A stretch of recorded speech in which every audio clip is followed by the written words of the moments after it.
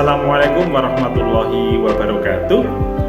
Bapak Ibu yang kami hormati dan seluruh pemangku kepentingan pendidikan yang kami hormati, pada kesempatan ini saya Susilo Adi Pratomo, CGP Angkatan 7 dari Kabupaten Kudus ingin menyampaikan aksi nyata terkait diseminasi disiplin positif yang telah kita pelajari bersama. Pada kesempatan yang berbahagia ini, saya akan menyampaikan diseminasi saya terkait materi disiplin positif, terutama pada materi posisi kontrol guru dan segitiga restitusi. Nah, untuk melihat lebih jauh, maka kami persilahkan Bapak Ibu semuanya dan seluruh orang yang ingin belajar terkait materi disiplin positif pada video berikut. Assalamualaikum warahmatullahi wabarakatuh. Bapak Ibu yang kami hormati, perkenalkan saya pada kesempatan hari ini dalam komunitas praktisi MGBK ini ingin menyampaikan sebuah diseminasi di Bapak Ibu. Diseminasi terkait disiplin positif. Nah, ini adalah materi untuk CGP sebenarnya yang di LMS itu ada, dan di pelatihan mandiri platform Merdeka Mengajar itu ada. Yang perlu kami tekankan pada kesempatan hari ini, izinkan saya untuk menyampaikan tentang disiplin positif, terutama nanti pada bagian posisi kontrol dulu, sekaligus kita survei diri kita dan segitiga restitusi. Akan tetapi, kalau kita ngomong disiplin positif, Bapak Ibu kalau mau mencermati di pelatihan mandiri yang di PNM, itu BK banget. Basic teorinya dari William Glasser. Kemudian banyak sekali IMOK, UNOK itu ada di kurikulum Merdeka dan semuanya psikologi positif. Maka dari itu kalau Bapak Ibu memahami, di situ pelopornya banyak BK semua. Nah, pada kesempatan ini saya akan menampilkan sedikit. Nah, disiplin positif ini kalau materi lengkapnya seperti ini Bapak Ibu. Materi lengkapnya itu dari kebutuhan dasar itu. Jadi nanti ada teori kontrol, choice teori dari William Glasser di Bapak Ibu. Masih ingat pendekatan kontrol Bapak Ibu? Nah, okay. Dan William Glasser itu kita pelajari dulu waktu kuliah. Tapi maaf, saya jarang kita pakai dalam konselingnya, benar? Iya betul Bapak Ibu? Betul. Dan sekarang munculnya William Glasser itu malah di kurikulum Merdeka. Belum lagi pendekatan yang lain, isinya pendekatan konseling AB. Kalau kita mau mencermati semuanya, salah satunya William Glasser di teori kontrol atau choice theory.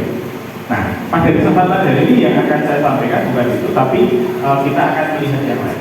Kemudian ada juga makna disiplin positif, kemudian ada teori motivasi, materi BK semua ya. Kemudian ada model berpikir menang-menang, kemudian kolaborasi, posisi kontrol, sampai akhirnya di segitiga restitusi.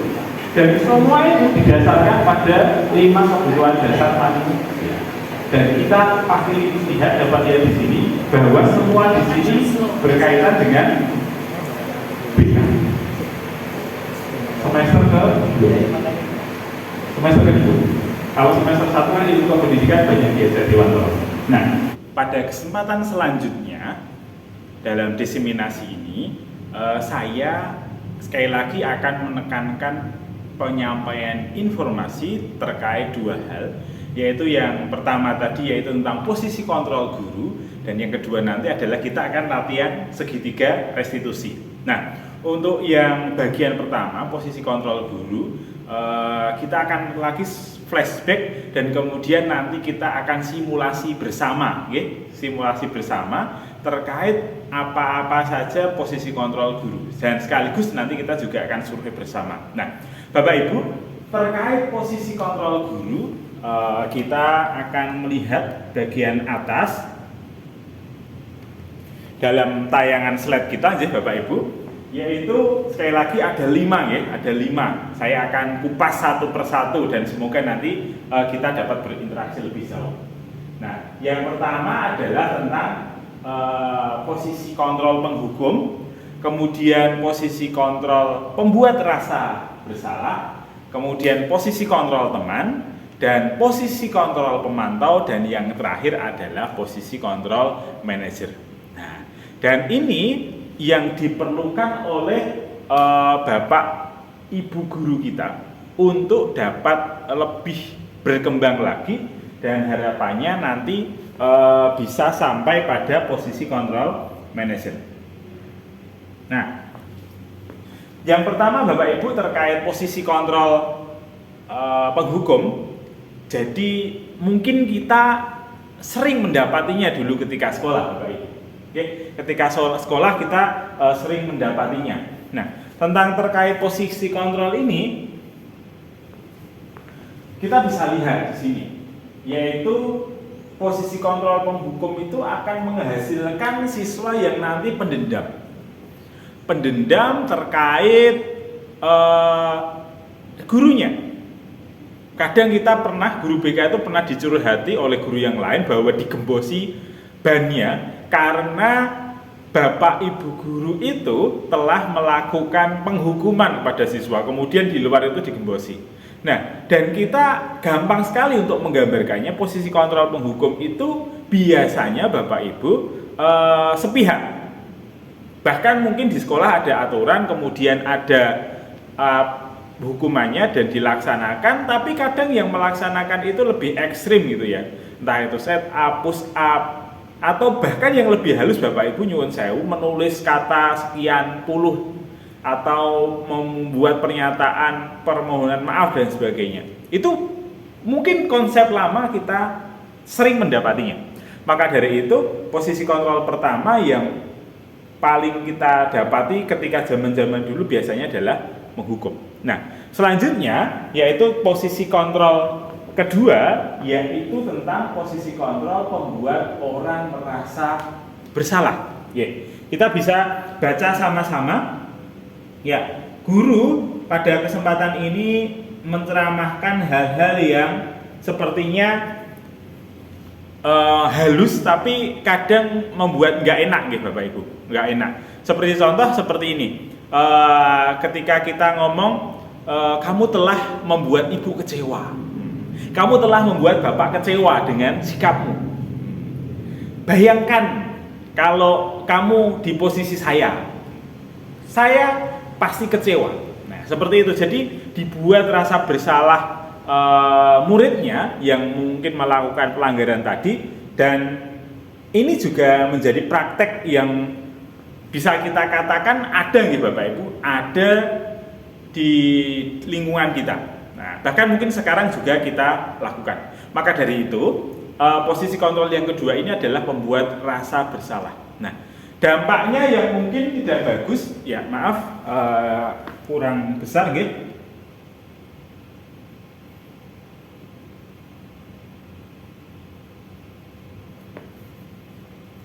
Dampaknya yang kurang bagus ini, maaf, memang murid merasa inferior, rendah diri. Kalau tadi itu anaknya dendam, kalau guru menjadi posisi kontrol pembuat rasa bersalah, itu muridnya rendah diri. Nah, akhirnya kan karena dia dibuat rasa bersalah, ya sebenarnya lebih bagus ya kalau kita katakan daripada penghukum, tapi muridnya akan cenderung rendah diri. Dia akan mengatakan, ya maafkan saya ibu gitu ya, maafkan saya ibu dan sebagainya. Nah, itu posisi kontrol yang kedua, yaitu terkait membuat rasa bersalah. Nah, yang ketiga Bapak Ibu, yang ketiga yaitu tugas guru, yang ini jujur sering saya lakukan karena saya BK, yaitu saya posisi kontrolnya teman. Nah, contohnya seperti apa? Posisi kontrol teman ya memang memposisikan diri sebagai seorang teman, sebagai seorang teman yang dia itu enak, enjoy dan sebagainya, dan dilindungilah murid ini. Nah, sini nak, gitu kan? Sini nak. Nah, yuk kita selesaikan dengan santai. Nah, kalimat-kalimatnya bisa kita lihat yang ada di dalam slide gitu ya Bapak Ibu, yaitu membuat alasan-alasan untuk muridnya. Ayolah, lakukan demi ibu. Masa kamu tidak mau lihat ibu lebih baik, gitu kan ya? Nah, jadi anak didorong bisa dikatakan seperti dimanjakan Bapak Ibu, seperti dimanjakan, posisi kontrol sebagai seorang teman. Oke, saya katakan lebih baik dibandingkan penghukum atau bahkan membuat rasa bersalah. Nah, dengan memposisikan diri sebagai teman. Nah, namun sekali lagi ada efek yang mungkin kurang baik yang jujur dapat didapat oleh anak dari posisi kontrol ini, yaitu anak itu cenderung ketergantungan, bahkan kadang menyepelekan. Karena apa? Karena semua yang dilakukan anak seolah-olah dilindungi oleh guru. Nah, tergantunglah si anak itu.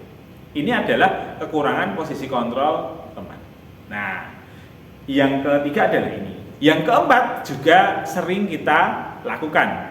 Nah, yaitu posisi kontrol pemantau. Kalau ini biasanya adalah ketertiban banget, ya bisa dikatakan demikian. Nah, posisi kontrol pemantau gitu Bapak Ibu, ini biasanya dibenturkan atau mengajak anak diskusi seolah-olah dia itu orang sebenarnya adalah orang yang bersalah. Kemudian kita katakan pada anak tersebut seperti bagaimana peraturannya. Nah, apa yang telah kamu sepakati dengan teman-temanmu. Jadi dibandingkan dengan aturan-aturan yang ada, dan nanti konsekuensi yang diberikan pada anak ya ibaratkan seperti hukuman atau ya hubungan lebih positif ya, lebih positif. Nah, pada kesempatan ini minusnya adalah anak kadang merasa kurang dihormati atau sepihak saja. Jadi kurang mendapati pengayoman dirinya itu, sehingga anak ya tidak bisa berkembang secara optimal. Nah, contoh yang lain ya memang kita dalam posisi kontrol pemantau ini kita ya kurang menggunakan empati kita Bapak Ibu, sehingga mungkin masukan-masukannya, advice-nya, nasihatnya bahkan itu kurang dapat didengar anak. Karena apa? Karena kita kurang menyentuh hatinya.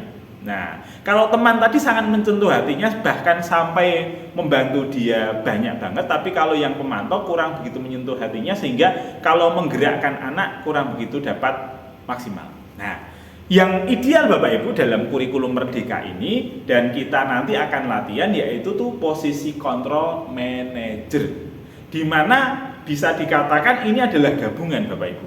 Gabungan dari pembuat rasa bersalah, teman, kemudian pemantau, dan disempurnakan lagi dengan teknik-teknik yang nanti dinamakan segitiga restitusi. Di mana kita tetap mengayomi anak, membawa dunianya anak sehingga dipahami oleh kita bersama, ada empatinya, kemudian diskusi, dan yang terakhir adalah membuat keyakinan bersama. Nah, ini adalah fungsi dari kontrol manager dan sangat kita inginkan untuk dapat dilaksanakan oleh Bapak Ibu yang ada di sini semuanya. Nah, dan kelebihannya dari posisi ini, yang pertama anak tetap merasa dihargai, ya, anak tetap merasa dihargai. Kita tidak menyalahkan dulu, kita anggap positif anak, kemudian kita ajak diskusi. Dan selanjutnya dari diskusi itu muncullah konstruksi-konstruksi positif yang dimana nanti anak dapat berubah. Dan ini bukan hukuman. Kalau hukuman kan sepihak, ada peraturannya apa, hukumannya apa, dan kemudian kita memberikan hukuman sesuai yang tertera, dan itu dari kita. Tapi kalau di control manager itu hukumannya itu berdasarkan konsekuensi atau yang dinamakan pilihan restitusinya nanti apa, sehingga anak bisa memilih, kemudian bisa bertanggung jawab, bisa melaksanakan, dan tidak dendam kepada kita gurunya atau petugas ketertibannya. Nah, dari sini Bapak Ibu semoga kita semakin paham ya, kita semakin paham terkait posisi kontrol guru ini. Nah, setelah ini saya akan juga mengulas sekilas, dan nanti kita akan membuat survei bersama terkait apa yang pernah kita dapati dan apa yang sering kita laksanakan. Dan selanjutnya kalau sudah itu, kita nanti akan latihan yang namanya segitiga restitusi. Ya, Bapak Ibu, kita coba persiapan untuk survei dan nanti saya akan menjelaskan sedikit lah. Bapak Ibu, saya sudah ngirim Google Drive atau Google Form, isiannya hanya 3.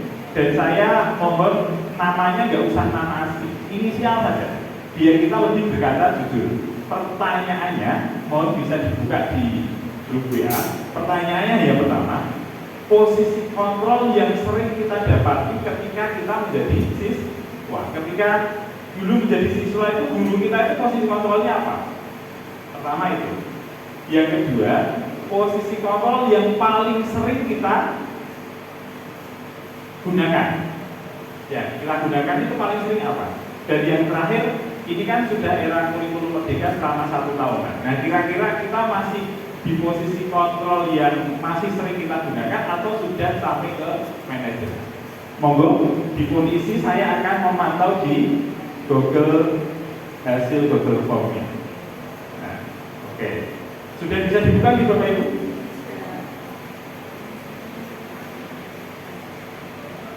Oke.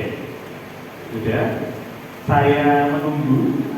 Dan dari sini kita akan survei, ya. Kita akan menggunakan korelasi. Nanti kira-kira, ya, pertanyaan hanya simpel. Namanya panjenengan, nama sebenarnya nama asli nggak apa-apa, inisial nggak apa-apa. Pertanyaan pertama sekali lagi itu adalah posisi kontrol yang kita dapati ketika selama sekolah. Kita kira-kira paling sering apa? Yang selanjutnya, yang kedua terkait yang sering kita gunakan. Nah, yang terakhir adalah yang saat ini kira-kira masih di posisi yang sering kita gunakan atau sudah dulu. Nah, oke, 1 responden sudah, 2 sudah. Ini teman, ya. Kemudian yang paling sering, oke. Pertanyaan nomor 1 sekali lagi Bapak Ibu, yang paling sering didapati ya, nomor 1 itu yang paling sering didapati ketika kita sekolah, kita mendapatinya apa? Apakah penghukum atau membuat orang merasa bersalah, teman atau pemantau atau manajer? Yang selanjutnya itu yang kita lakukan. 4 responden, 2 teman, 1 pembuat rasa bersalah, 1 penghukum. Kemudian sudah berubah ya ini. Oke, kita tunggu sejenak. Sambil nanti menampilkan hasil. Nah, kita sambil menampilkan hasil nanti kita akan lihat. Nah, semoga Bapak Ibu tetap bisa mengisinya. Nah, Bapak Ibu, setelah tadi kita ternyata melaksanakan survei dan yang hasilnya ternyata adalah mayoritas nih Bapak Ibu di antara kita semuanya itu ternyata dulu ketika sekolah itu mendapatkan posisi kontrol guru yang mengajar kita itu adalah gurunya adalah penghukum. Mungkin banyak di antara kita yang punya pengalaman demikian. Nah, dan kemudian yang kita laksanakan, kita sama-sama guru BK, tadi telah diungkapkan banyak yang jadi teman. Nah, karena memang kita memposisikannya adalah sebagai teman. Dan ada yang jadi pemantau, ada juga yang jadi pembuat rasa bersalah, tapi mayoritas teman. Dan selanjutnya, semakin berubah lagi. Ternyata sekarang kita yang ada di sini, kita merasa bahwa diri kita berproses gitu Bapak Ibu. Sekarang berada dalam posisi manajer, kemudian ada yang masih di pemantau, ada teman, ada dan sedikit yang ada di pembuat rasa bersalah. Dan saya yakin ini berproses sehingga kita nanti bisa belajar menerapkan posisi kontrol sebagai seorang manajer. Nah, selanjutnya Bapak Ibu, karena materi kunci kita adalah pada segitiga restitusi yang menandakan bahwa kita itu adalah fungsi kontrolnya adalah seorang manajer, maka kita butuh latihan. Nah, latihan dan saya akan jelaskan dulu sebentar. Untuk khusus segitiga restitusi ini, yang pertama nanti akan saya tunjukkan tetap adalah dasarnya. Ya, dasarnya segitiga restitusi itu seperti apa. Selanjutnya saya akan memberikan contoh Bapak Ibu, ada dokumentasi saya tentang kegiatan segitiga restitusi, ada 2 video dan kemudian ada juga foto ketika melaksanaan pembinaan kepada anak yang telat. Nanti saya akan menunjukkan bersama.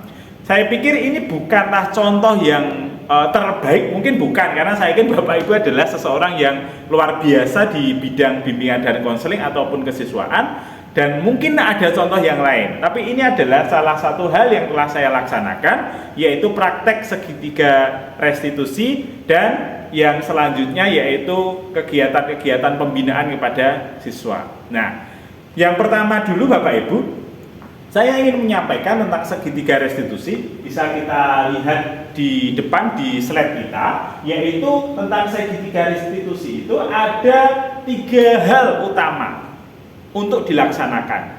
Yaitu yang pertama adalah menstabilkan identitas, kemudian validasi kebutuhan, dan selanjutnya yaitu menanyakan keyakinannya, atau ini bisa dikatakan juga pilihan restitusinya.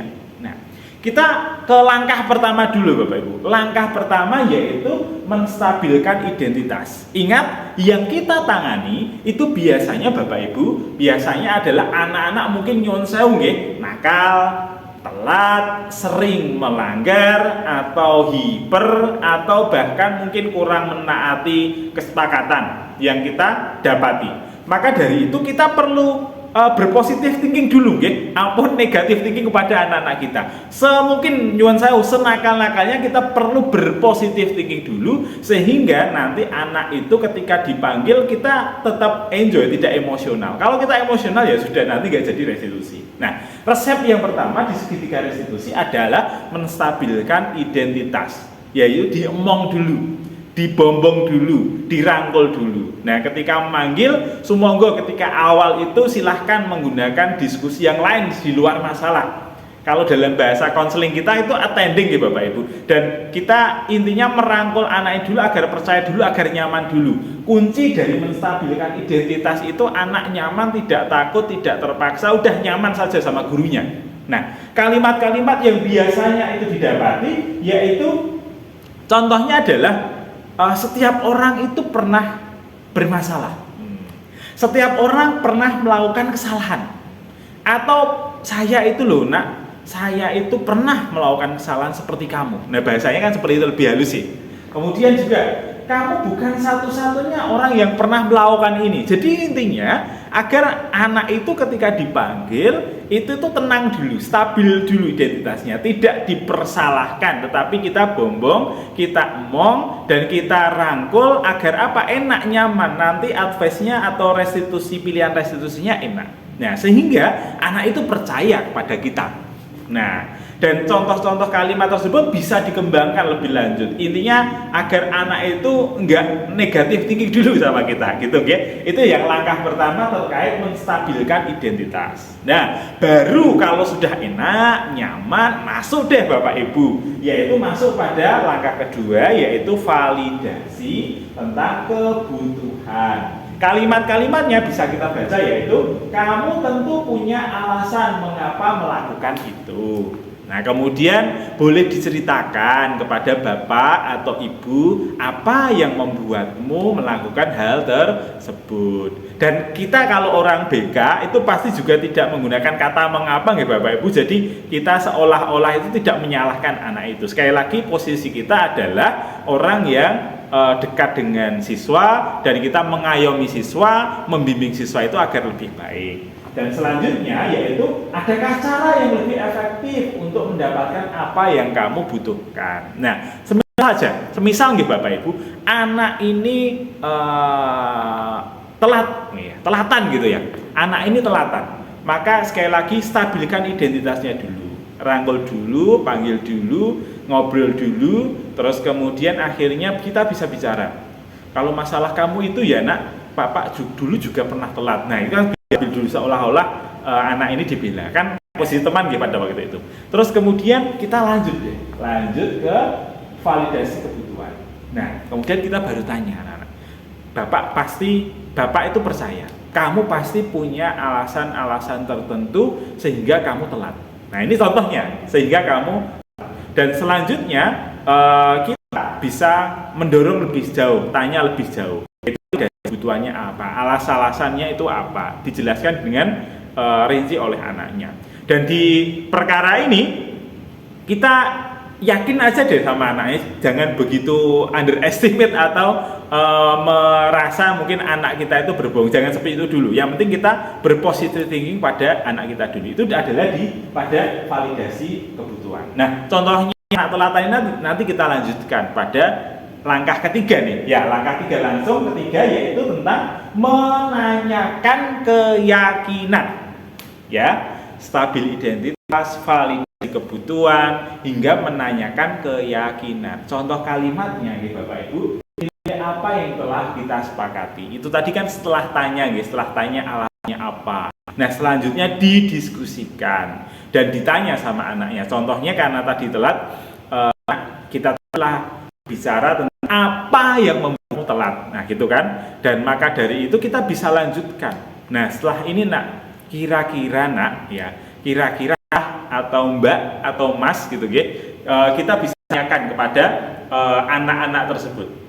Nah, kita tanyakan dari diskusi kita, kira-kira nilai apa saja yang telah kita sepakati. Nah, anaknya bisa jawab, ya Pak, saya bisa semakin baik lagi dalam kehadiran. Saya minta bantuan orang tua untuk membangunkan saya. Saya pakai prinsipnya kerjasama, saya minta bantuan teman untuk menghampiri. Atau pakai prinsipnya yang baik-baik, saya akan lebih religius lagi sehingga saya bangun subuh, tidak tidur lagi, menjalankan ibadah, dan nanti saya tidak telat lagi. Intinya di langkah ketiga baru itu membuat kesepakatan bersama, atau dalam langkahnya dinamakan menanyakan keyakinan. Dan selanjutnya bisa ditanyakan juga, kamu selanjutnya setelah ini pengen menjadi orang yang seperti apa? Itu harapan ke depan ya Bapak Ibu. Jadi langkahnya itu tetap berpikir positif, ke depannya kayak apa.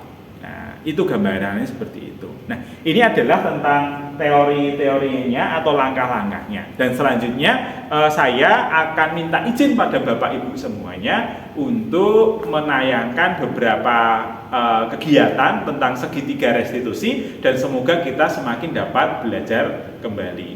Nah, saya akan menayangkan, monggo kita bisa persani bersama, ada foto-foto dan video.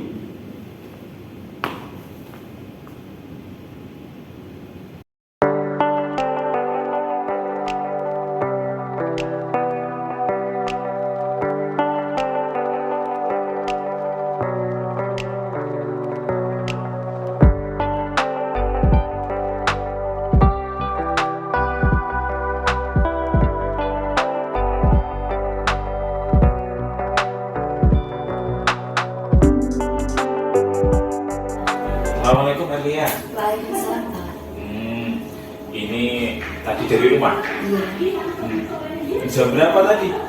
Jam 8. Setengah 8. Nah, telat berarti ini? Iya. Minta maaf Pak ya. Ya nggak apa-apa. Ini yang keberapa? Ketiga kalinya Pak. Ketiga kali? Ya Erlia. Oke, ini mungkin kalau kasus dulu di SMA juga mungkin pernah mengalami.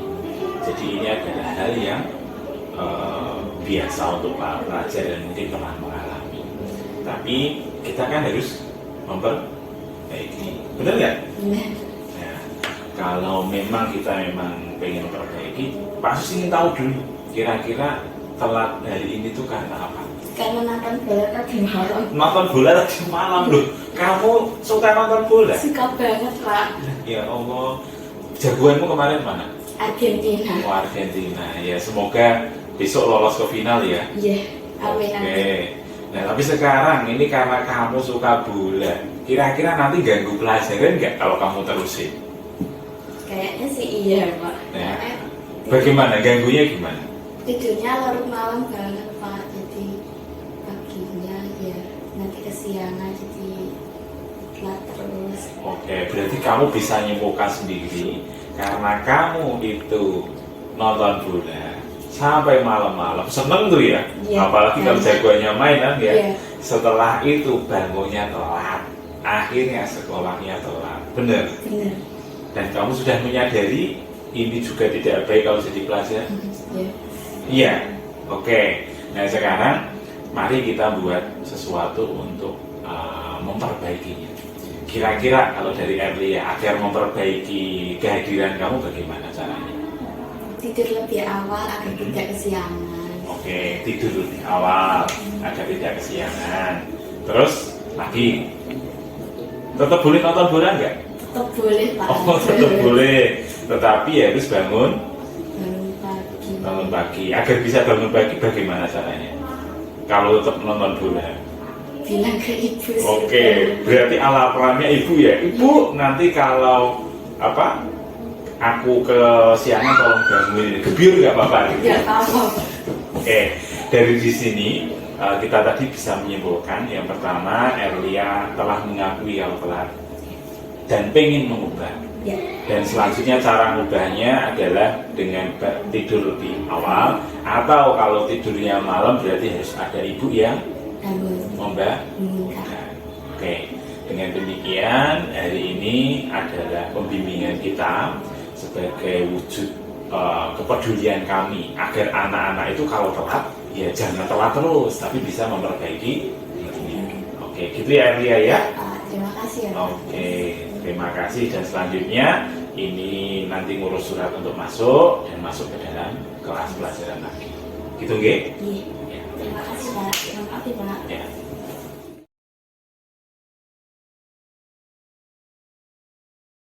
Oke. Oke, ya, untuk Erlia, ini tadi kan kita telah melaksanakan proses ketiga restitusi dalam pembimbingan keterlambatan. Kita refleksi dulu. Menurut Erlia ini, apa yang dilakukan Pak Sus tadi enak nggak? Bisa diterima di hati atau tidak? Bisa Pak. Jadi saya nggak terasa dihukum dan bisa nyaman untuk bicara dengan Pak Sus. Tidak tertekan juga. Oke, berarti kamu juga nggak takut sama saya? Sedikit takut Pak. Oh, sedikit takut. Tapi dari nasihat tadi atau dari pembicaraan kita itu membuat kamu tertekan atau tidak? Alhamdulillah enggak Pak. Lebih masuk nggak? Ya lebih masuk. Oke, kalau demikian ya semoga kita para Bapak Ibu guru bisa menerapkan pembinaan yang lebih humanis, lebih nyenengin untuk anak, sehingga kalau anak itu diomongin enak kan nanti tanggapnya juga enak ya. Ya. Oke, terima kasih Adia.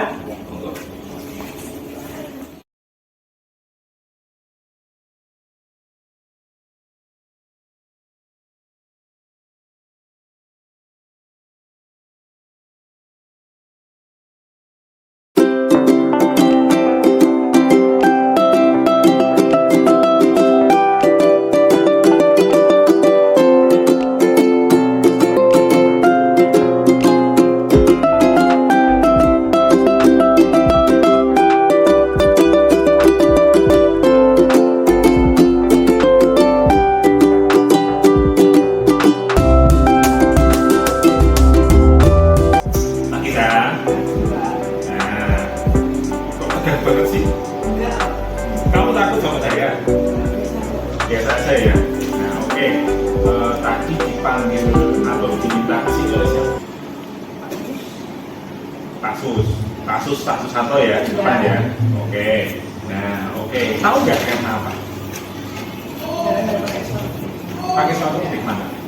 Oh ini. Nah, ini biasa. Kamu pakai sepatu ini? Ya, ini cuma pakai sepatu ini Pak. Oke, ya. Kita mungkin di SMA, Pak Sus dulu sudah pernah mengalami seperti itu. Tadi buru-buru ya, kemudian malah yang kepakai sepatu putih, betul? Nah, ya Pak Sus berempati, ya semoga besok nggak buru-buru. Selanjutnya nih Pak Sus tanya, biasanya pakai sepatu hitam atau pakai sepatu putih atau pakai sepatu apa? Ini pakai sepatu hitam atau selang-seling aja. Oh, selang-seling. Biasa berarti tidak selalu hitam ya? Iya. Nah, kamu tahu nggak kira-kira aturan kalau di Jogo pakainya apa? Pakai sepatu hitam. Pakai sepatu hitam. Tapi kamu kadang pakai sepatu. Nah, di sini berarti kamu sadar ya? Iya. Peraturannya pakai sepatu hitam, tapi kadang kamu pakai sepatu. Biasanya karena apa kalau seperti itu? Buru-buru lagi. Nah, jadi ini buru-buru ya? Iya. Pas saya deh, buru-burunya itu Berangkatnya jam berapa sih? Ya itu jam 6.40. 6.40 siang ya? Berarti bangunnya siang ya? Ya. Iya. Nah, oke. Berarti masalahnya kan kalau pakai sepatu putih itu karena buru-buru. Betul? Nah, dan buru-burunya karena kesiangan. Berarti apa yang perlu diubah dari Elsa agar tidak buru-buru lagi? Mungkin bangun awal biar siap ya optimal untuk berangkat sekolah. Oke, siap. Itu konsekuensi dari kamu ya? Ya. Siap. Ya. Nah, selanjutnya karena hari ini pakai sepatu putih dan tadi sudah menyimpulkan bahwa itu karena buru-buru, maka manajemen dari Elsa sendiri yang harus diperbaiki, begitu ya? Nah, selanjutnya ini Pak Susanya, kira-kira dengan wawancara seperti ini kamu jadi tegang nggak? Biasa aja sih. Biasa aja. Nah, pernah dihukum nggak ketika melanggar aturan? Pernah. Nah, kamu nyaman mana? Dikandani AP-AP? Ini namanya tadi itu kita pakai segitiga restitusi atau dihukum agar ini namanya baik-baik. Kalau perasaan ketika dihukum gimana? Misalkan dihukum apa lari atau push up gitu? Nggak seneng. Kamu dendam sama guru kamu gitu? Enggak. Tapi kadang sedang. Oh, tapi kalau seperti ini, ya enggak. Jadi lebih nyaman ya, lebih bisa masuk ya. Oke, kalau demikian maka pertemuan kita hari ini cukup sekian. Semoga nanti kamu bisa berangsur-angsur, tidak terburu-buru, bisa memanajemen diri sehingga nanti bisa memakai sepatu dan tidak Oke, terima kasih. Monggo kalau mau ke kelas nanti suratnya di kursus bisa tanda tangan. Itu ya, Mbak Elsa. Ya.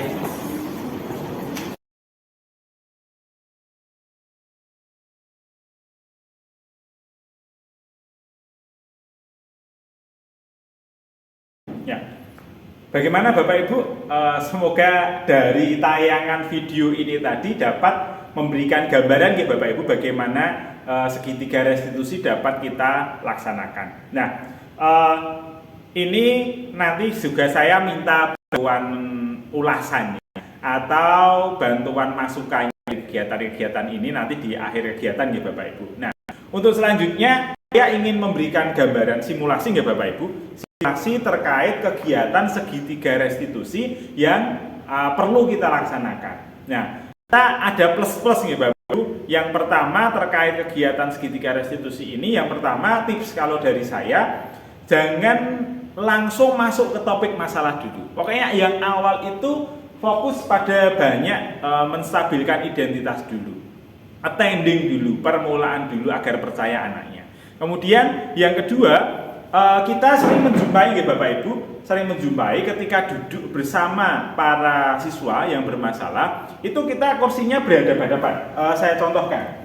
Yang pertama seperti ini, jadi hadapan-hadapan. Nah, misalkan saya duduk di sini, ya Bapak Ibu, muridnya ada di depan kita persis. Nah, kalau bisa, mohon agak dihindari posisi yang seperti ini. Nah, alangkah indahnya kalau misalkan di sini ada kursi, ada meja, kita duduknya itu menggunakan yang agak sejajar dan nyerong gitu nih Bapak Ibu ya. Nah, seperti ini, seperti konseling persis. Jadi anak dan kita itu tidak dianggap sebagai anak yang bermasalah dan seperti kita sidang gitu nggih. Tapi kita sejajar agak nyerong seperti ini. Kalau itu memang ada anak laki-laki sama-sama dengan bapak nanti bisa ditepuk atau pakai sentuhan tangan. Kalau itu sesama jenis, tapi kalau di lawan jenis ya mungkin kita bisa menghindarinya karena nilai yang dianut oleh anak-anak kita itu berbeda-beda. Tapi kalau itu memang sesama jenis, bisa kita tambahin, misalkan ditepuk pundaknya, terus kemudian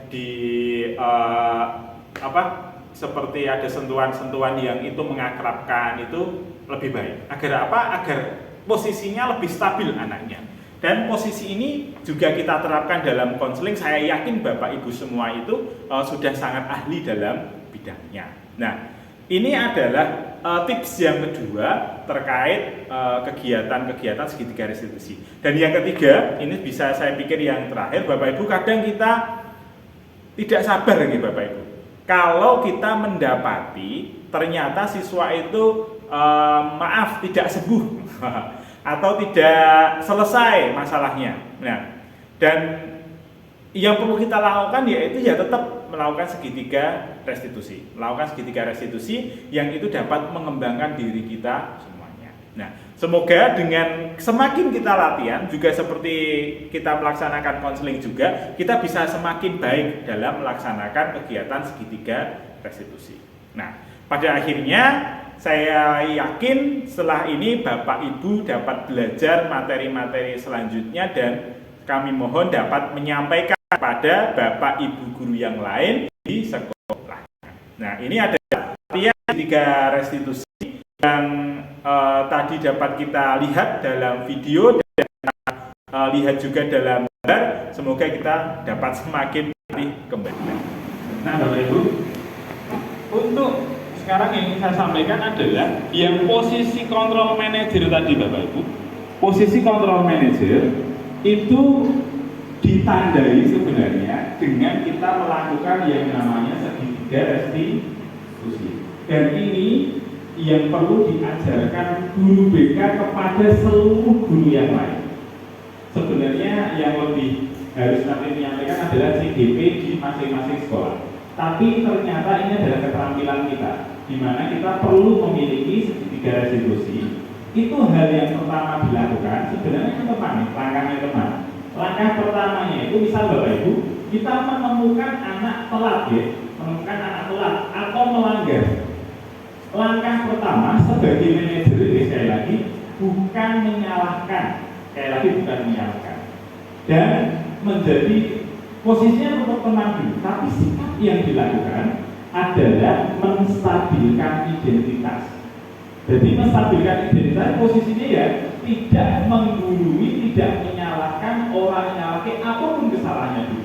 Jadi biarkan dulu ya, biarkan dulu. Oke, kita terima, kita terima. Kemudian ada keterangan. Nah, oke, silahkan diskusi. Di awal itu nyuwun sewu ampun diseneni, misalkan bocah melompat pager atau apa gitu ya.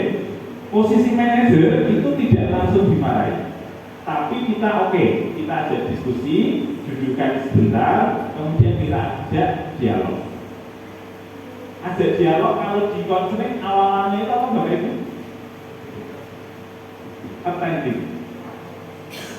Attending sih, bosan bagi sih. Untuk apa? Untuk masuk ke dalam sana. Dan untuk melangkah awal, yang di awal itu yaitu menstabilkan identitas itu, nanti ada kalimat yang sering kita gunakan yaitu, nah, setiap orang pernah melakukan kesalahan. Itu dulu. Sehingga apa? Orang atau anak yang merasa bersalah itu tadi, itu tidak merasa sekali lagi tidak digurui. Ketika digurui ya wis senang banget gitu. Tapi ini dibawa dulu, enak dulu. Setiap anak, setiap orang pernah mengalami kesalahan. Kemudian cerita nggak apa-apa. Biar orang bapak itu ya, wis tahu lompat akhir kowe. Kalau nggak apa nggak usah. Kan apa ini Bapak Ibu? Agar apa ya? Agar nanti anak itu masuk ketika mau dikasih nanti biar dia akhir bilang akhir. Yang penting kita bawa dulu, anak itu tidak dimarahi, tidak dibully, dan masuk dengan apa ya hatinya gitu ya, dibombong, kemudian kita pernah punya kesalahan. Biar loh masuk juga pernah gitu kan. Setiap orang memiliki seperti itu juga. Lanjut dengan diskusi. Monggo lanjut diskusi, pilih terserah gitu. Tapi yang paling penting adalah stabilikan identitas dulu. Gak usah menghina, gak usah memarahi. Intinya udah biar agar anaknya nanti. Nah, selanjutnya, langkah selanjutnya, ini Bapak Ibu, menstabilkan identitas. Kalimat-kalimatnya setiap orang pasti pernah melakukan kesalahan. Kamu bukan satu-satunya yang pernah melakukan ini. Nah, kalimatnya seperti itu. Lanjut ke atas. Nah, baru ditanya Bapak Ibu. Baru ditanya. Kalau sudah enak, baru ditanya. yaitu validasi kebutuhan. Kamu tentu punya alasan mengapa melakukan itu. Amun diwale Bapak Ibu aku langsung ya validitas kebutuhan dulu, distabilkan dulu, enak dulu. Kalau bahasa konseling kan tadi bisa nyaman dulu. Nah, kamu tentu punya alasan mengapa melakukan itu. Kemudian adakah cara yang lebih efektif untuk mendapatkan apa yang kamu butuhkan? Nah, oke, kita buat contoh. Ada anak blurut, bolos. Nah, datang, dirasa, jangan ampun langsung ditanya, blurut apa cak maksudmu kan? Biar enak dulu, nyaman dulu, cinta, enak cak. Attending dulu, kemudian baru ditanya, intinya agar dia nyaman. Nah, kalau udah nyaman dengan menstabilkan identitas, baru divalidasi kebutuhan. Pakai kata yang kedua, kamu tentu punya alasan. Nah, aku yakin, ini mesti dua alasan yang dulu itu lapo. Misalkan seperti itu. Nah, baru selanjutnya, kalau sudah seperti itu, yang terakhir yaitu menanyakan keyakinan. Saya yakin Bapak Ibu sebenarnya ini sudah sering kita laksanakan. Betul nggak?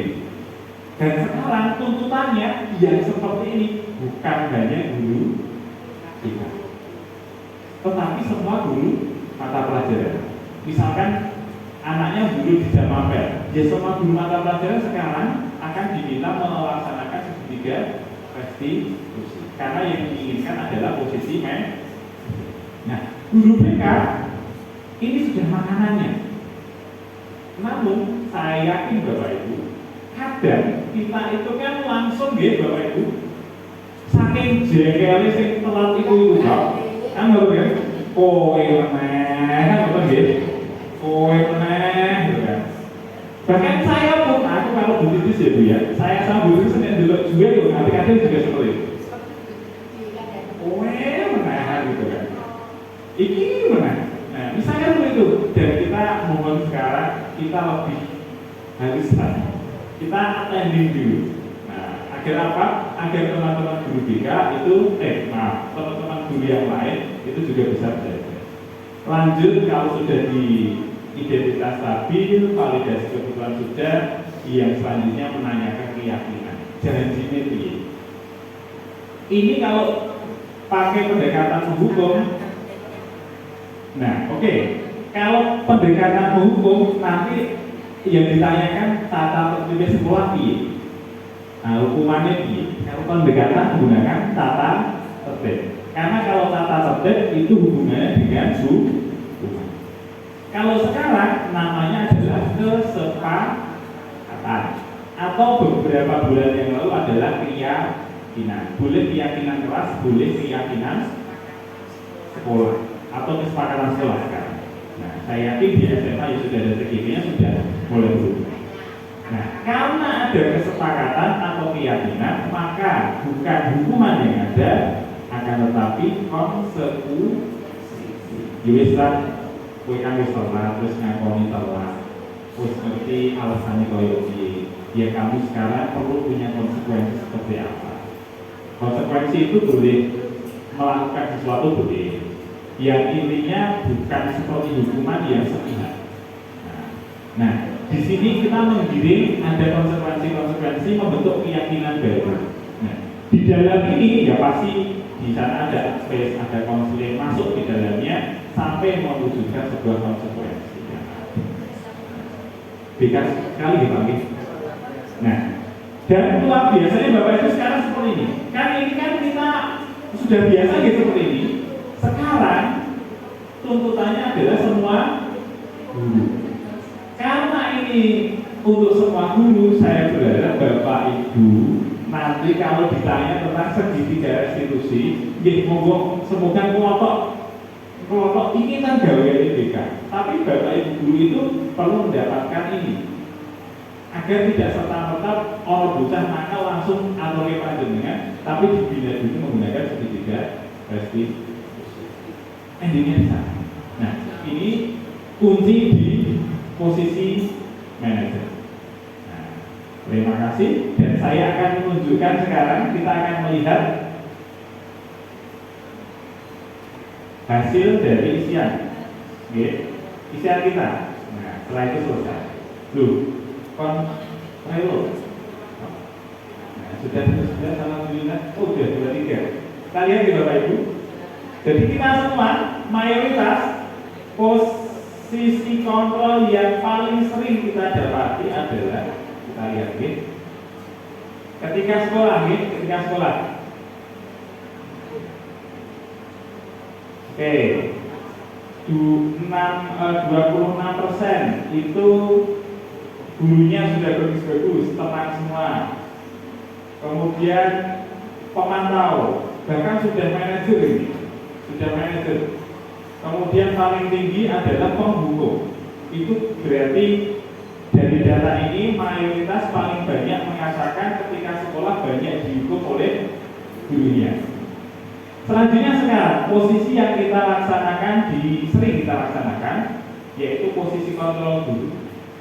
Paling banyak adalah sebagai teman karena jargon kita adalah BK sahabat susah, bukan polisi sekolah. Kalau BK polisi sekolah adalah kamu. Nah, dan sekarang di era kurikulum merdeka, ternyata bergerak ini Bapak Ibu. Yang tadi teman sekarang sudah mulai menjadi manajer. Masih ada yang di stagnan menjadi teman, dan masih ada yang di pemantau, bahkan ada yang masih pembuku. Nah, monggo Bapak Ibu bersama-sama kita introspeksi diri, semoga kita bisa menjadi manajer yang bagus dalam posisi kontrolnya. Contoh ya Bapak, ini diseminasi saya, nanti kepanjangan yang lainnya saya akan atur ulang. Dan saya mohon masukannya dari Bapak Ibu jika ada, atau pertanyaan saja. Saya mohonkan pertanyaan jika ada terkait disiplin positif dalam materi modul 1 dalam TGP. Semoga kalau ada. Monggo Pak Hasan. Terima kasih untuk memberikan masukan untuk sedikit restitusi.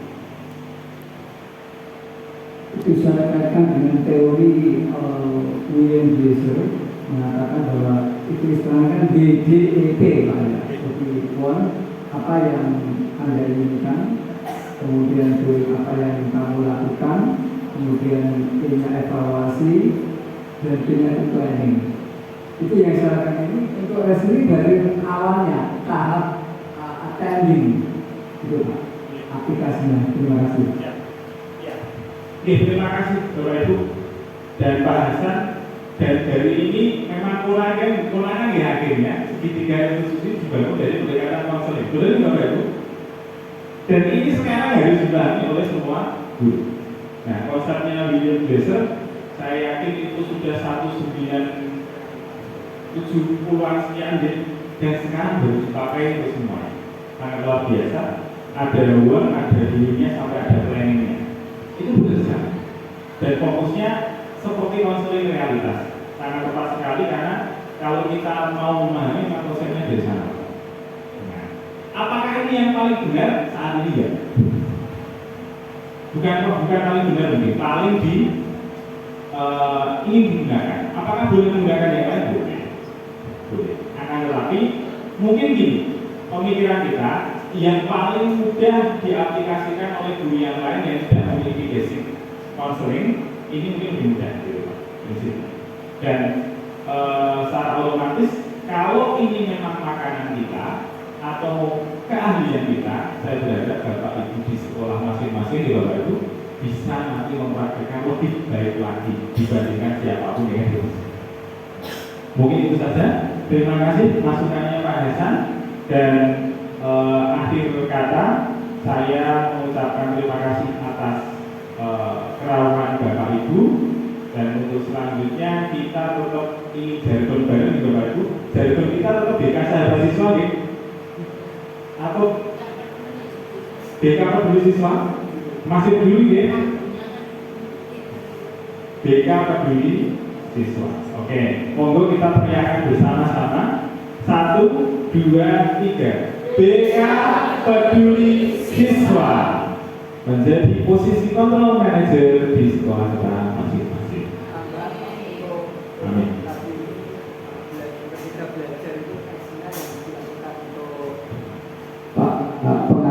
sendiri untuk pembina MKKS itu kata dia sedang latihan langsung nggak apa-apa biar atau persekolah atau gimana idealnya. Terima kasih Bapak. Terima kasih. Ini pertanyaan dan perlu kita jawab. Sekarang ini kan per sekolah juga aja. Di SMA 2 Kota Abu yang guru BK rata-rata sudah berapa tahun? Oke, SMA 2 sudah. Nggak apa-apa nih, dibuka oleh nggak apa-apa. SMA 1 Pak? Masih ada dulu? Belum? Sudah 13 oke? 11. Oke, sekarang ini 13. Oke, dua minggu tadi belum, oke belum. SMA 1 Kanisius Mas, lebih dari 10. Gugur.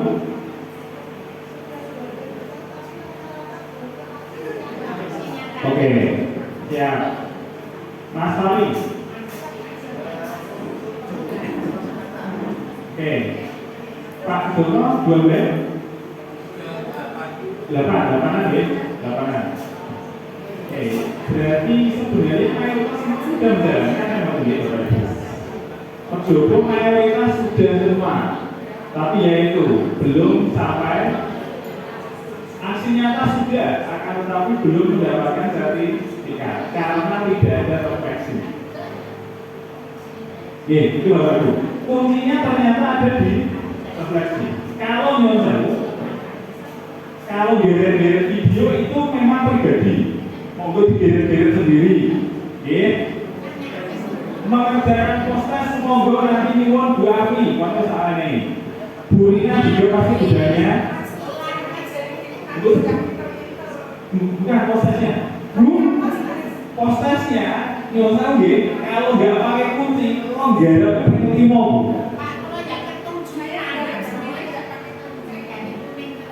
Semua Bu, semua hebat banget.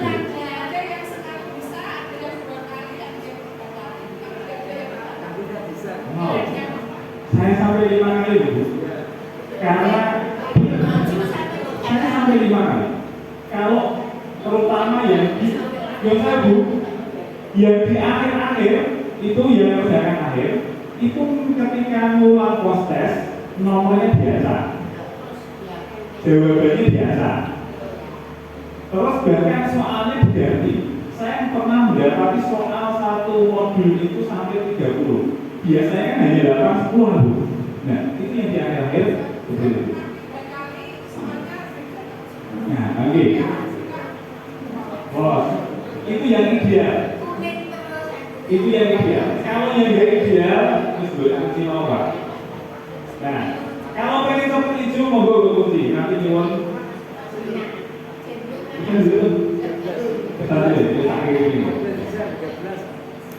Itu kuncinya. Selanjutnya tahap selanjutnya adalah tahap aksi nyata. Aksi nyata Bapak Ibu satu yang dibutuhkan materi. Materi tinggal kita share benar. Selanjutnya foto ketika memberikan aksi nyatanya milih, bisa sosialisasi, bisa membuat keyakinan kelas, itu harus ada dokumentasinya, entah minimal foto. Yang selanjutnya adalah refleksi. Refleksi boleh pakai seperti Rasudi atau manual kertas tulisi. Pertanyaannya gampang, dengan aksi nyata ini apa yang kamu rasakan? Sudah, siswa misalkan nulis foto. Dan yang terakhir di save 1 materi, 2 dokumentasi, 3 refleksi, di save. Butuh umpan balik di PNM. Nah, setelah itu baru nunggu sekitar 9. Saya sertifikatnya baru 2. Bunyinya juga. Nah, dan ini Bapak Ibu sebenarnya bagus, materinya saya yakin BKKB, karena kurikulum merdeka dibangun dari psikologi positif. Intinya BK semuanya. TGP intinya beda semua. Berpihak pada siswa itu beda semua. Pendekatan-pendekatan yang beda semua. Cuma sekali lagi, monggo Bapak Ibu kita flashback kembali, recalling kembali. Ilmunya luar biasa bagus. Beda semuanya. Nah, dan itu gambarnya seperti itu. Dan nanti nyuruh sewu untuk CGP insya Allah sampai angkatan 13. Monggo yang belum segera. Yang memang yang no. Selanjutnya yang PLN isunya mana itu Bapak Ibu? Mana itu awalnya 7 dari 9 dari 11 sekarang terakhir 13. Seperti Merdeka Belajar kan anak-anak menjadi tuan di PLN juga demikian. Mana? Monggo dicicil. Aman, kalau ingin aman minimal sampai kerjakan proses. Itu sampai proses. Kalau nggak kerjakan proses, dulu prosesnya belum dikerjakan, nanti Bapak Ibu harus mutar video lagi, ngisi refleksi lagi, kuning lagi. Nah, ini kalau tak cek, kalau nggak pernah tak buka karena prosesnya juga masih hijau. Masih hijau. Tapi yang belum kerjakan proses, balik dulu. Nah, monggo dibuka kembali. Nah, itu jadi Pak. Terima kasih atas masukannya. Semoga menjadi pribadi masing-masing yang di Telkom Merdeka. Terima kasih. Dan saya mengucapkan terima kasih di Bapak Ibu atas kerawaannya dalam kegiatan DBK ini, dalam kegiatan diseminasi ini. Kurang lebihnya mohon maaf. Assalamualaikum warahmatullahi wabarakatuh. Bu Rina, ini setelah tadi kita melakukan kegiatan, kira-kira kalau menurut Bu Rina, kita flashback ketika sekolah ya, kira-kira kalau guru-guru kita posisi kontrol yang sering dilakukan kira-kira apa? Kalau dulu hukum ya,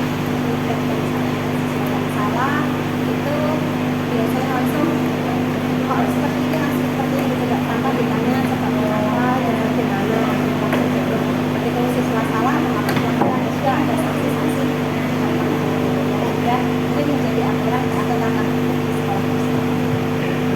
Kalau teman-teman kita yang sekarang sama-sama rekan guru, kira-kira posisi yang paling sering digunakan apa? Kalau paling sering sih ya ada yang memang ada juga yang memang mulai mengambil kenapa misalnya ada siswa yang terkata dengan perlawanan atau alasannya kan kadang juga ada yang menunjukkan hubungan positif misalnya karena selama ini mungkin yang bisa apa ya adanya kesepakatan kan semua juga melakukan kesepakatan itu jadi memang lebih hubungan lebih ke arah yang positif dalam artian mungkin pembelajaran ya terus juga lebih kendalanya seperti apa gitu tidak langsung pemakaian Dan sekarang karena eranya adalah era kurikulum merdeka, kan sebenarnya kan kita diminta untuk belajar posisi manajer guru. Dan sebenarnya kita sebagai guru BK kan memang dari dulu posisinya kan minimal kan teman ya Bu ya, minimal teman, dan posisi manajer kan sering kita lakukan dengan menerapkan segitiga restitusi, yaitu yang pertama dengan menstabilkan identitas dulu. Kemudian kita membuat tanya keyakinan dia apa, baru setelah itu kan membuat konsekuensi atau membuat perubahan yang paling baik. Nah, kalau menurut Bu Rina nih, harapannya semakin ke depan guru-guru BK itu bisa menjadi pribadi yang seperti apa untuk para siswa? harapannya memang bisa menjadi siswa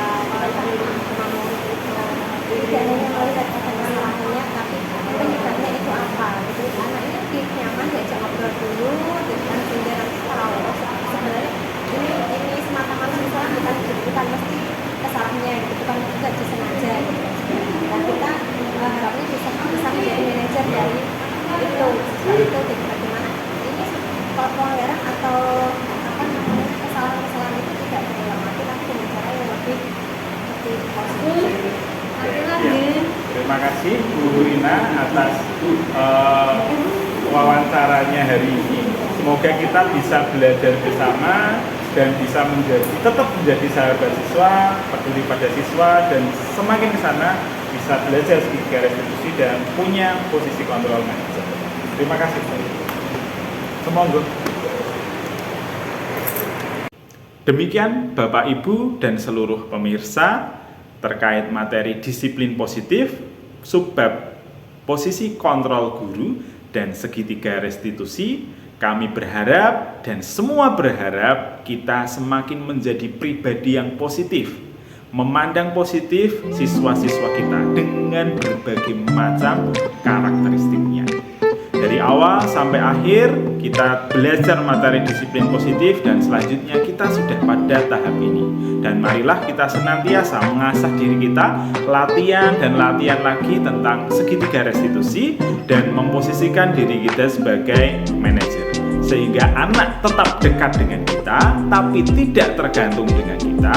Anak nyaman kepada kita bisa tetap berdiskusi dan pada akhirnya kita bisa bersama-sama membuat sebuah keyakinan, kebiasaan yang baik dan karakter anak semakin baik lagi. Dan marilah kita senantiasa juga meninggalkan yang namanya posisi kontrol penghukum atau yang tidak mengenakan untuk siswa-siswa kita. Dan pada akhir kata, saya mengucapkan permohonan maaf atas kesalahan, salah kata, salah ucap, itu berasal dari diri saya sendiri, dan apabila ada benarnya, itu berasal dari Tuhan Yang Maha Kuasa. Akhir kata, sukses calon guru penggerak Angkatan 7, bergerak, menggerakkan untuk pendidikan Indonesia. Jaya pendidikan Indonesia. Wassalamualaikum warahmatullahi wabarakatuh.